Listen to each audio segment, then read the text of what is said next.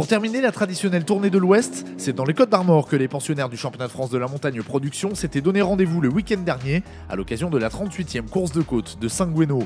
Épreuve incontournable de la saison et plébiscitée par de nombreux spectateurs, il était écrit que ce meeting resterait dans les annales de la discipline. Revenu à la compétition à la mi-saison 2022, David Meillon courait toujours après sa première victoire en carrière. Après un début de saison catastrophique, le pilote stéphanois était revenu sur le devant de la scène grâce à 2 podiums consécutifs sur les 2 dernières épreuves.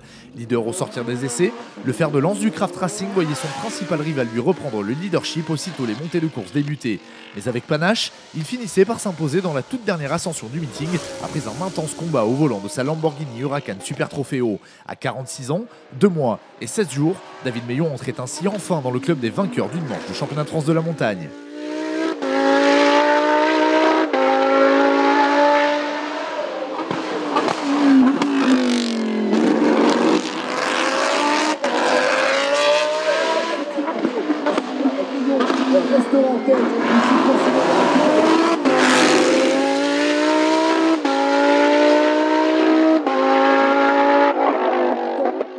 Effectivement, c'est ma première victoire scratch en championnat de France, donc on est très heureux. Alors on avait décidé aux essais de mettre du rythme tout de suite pour être dans le coup, ce qui était le cas. On a réussi à remporter les 3 manches, mais il fallait pas oublier qu'Yannick allait se rebeller, donc c'est ce qu'il a fait. On s'est échangé les meilleurs chronos sur les différentes manches de la course. Et on a réussi après, en fin de course, à faire ce qu'il fallait pour remporter la victoire, donc on est très heureux.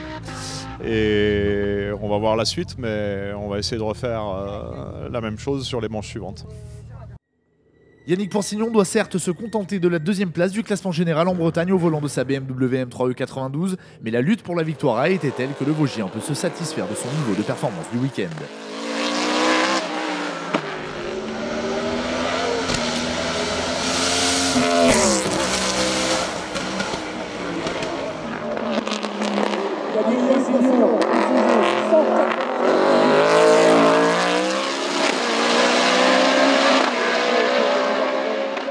Après un début d'épreuve rendu compliqué en raison de problèmes mécaniques, Philippe Schmitter revient finalement du diable Vauvert pour s'offrir au volant de sa Renault RS01 la 3e place du classement général.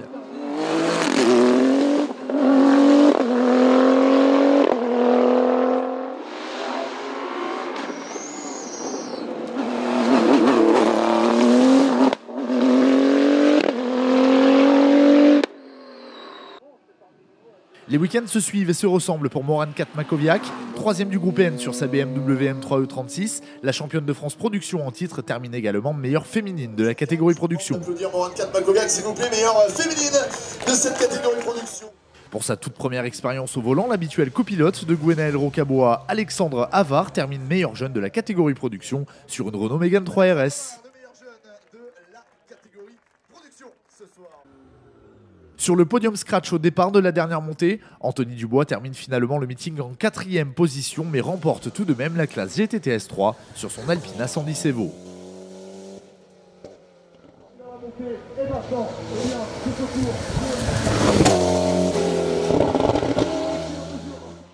L'Ouest a décidément souri à Thierry Thiers, 2e du GTTS 3 sur sa Cupra MK3 TCR, mais titulaire de très belles performances. Julien Dupont poursuit l'apprentissage de sa Volvo TC10 S60. Le Normand s'illustre en Bretagne avec la 7e place au général et la 4e place de la classe GTTS 4.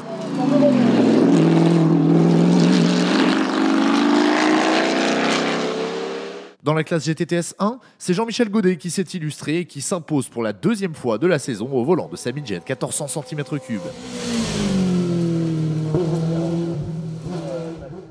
Malheureusement, son adversaire du week-end, Aurore Louison, a dû mettre prématurément pied à terre pour des raisons mécaniques. La Doubienne avait pourtant signé de très bons chronos.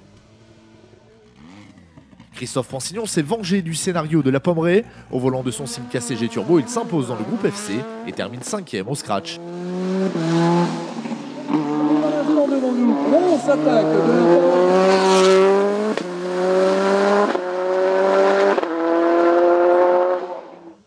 Patrick Ramu n'a pas été épargné par la mécanique. Le local de l'étape place toutefois sa Simca 1000 Turbo à la 3e place du groupe, à la 2e position du FC4 et à la 10e du général. Entre les deux hommes, l'on retrouve Romain Richardot et sa Rallye 3 1300 cm3, deuxième du FC. Il remporte la classe FC1 tout en terminant à la 8e place de l'épreuve malgré une spectaculaire casse mécanique dans la dernière montée de course. Antoine Cordonnier a signé de très belles performances au volant de sa 1000. Il remporte ainsi la classe FC2. À Saint-Guénot, l'on retrouvait avec joie Nicolas Delperrier pour sa première sortie sur une manche de première division en 2023. Le jeune homme termine deuxième de classe sur sa Rallye 2. Il devance ainsi Laurent Brossard, victime d'une touchette le samedi, mais ayant pu réparer sa belle Simca pour poursuivre le week-end.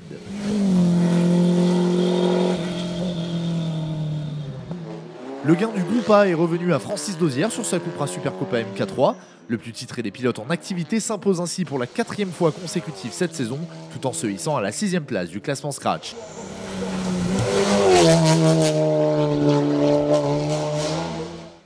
Le pilote de l'Aube a toutefois dû batailler face à Jean-Pierre Pop, deuxième du groupe A, 9e au général et vainqueur de la classe A4 sur sa Peugeot 308 Cup.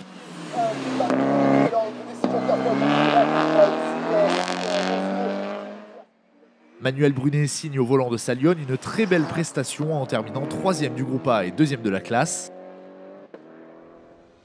Une autre 308 Cup complète le podium du A4, celle de Jacques Paget, auteur lui aussi d'un très beau week-end. Michael Bonnevie découvrait le tracé de Saint-Guénot, mais cela ne l'a pas empêché de s'imposer dans la classe A3 et de signer le nouveau record de la spécialité au volant de sa Renault Clio 3 Cup. Toujours aussi spectaculaire, Jacques Katchenko remporte quant à lui la classe A2 sur sa Citroën Saxo. Dans le groupe N, il fallait là aussi s'accrocher tant le suspense était au rendez-vous. Finalement, c'est Alexandre Garnier qui s'impose, sa première victoire de la saison au volant de sa BMW M3 E36, tout en signant le nouveau record du tracé du groupe.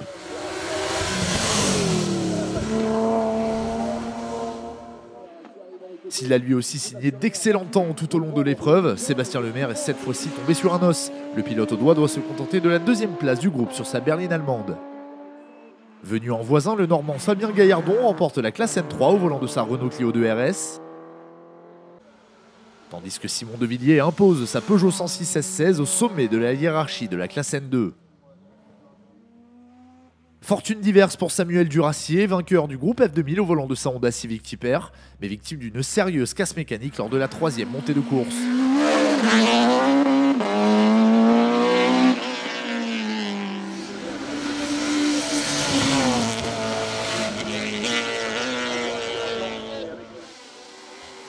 Ferdinand Loton retrouvait quant à lui sa Nippon après une pige en groupe N il y a 2 semaines. Il s'offre à son volant la 2e place du groupe. Les deux hommes devancent ainsi à l'arrivée le toujours aussi véloce Gilbert Pénaud et sa Peugeot 205 GTI.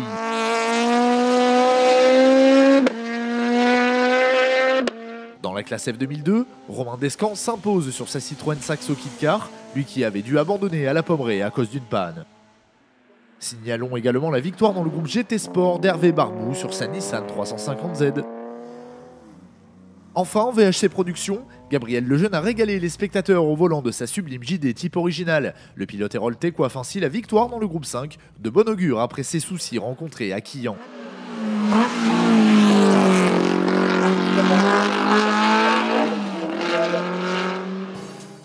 Les Monts du Beaujolais accueilleront dans 2 semaines les pilotes de la catégorie production du championnat de France de la montagne à l'occasion de la 61e course de côte de Marchand en Beaujolais, déjà la 7e manche de la saison 2023. Merci.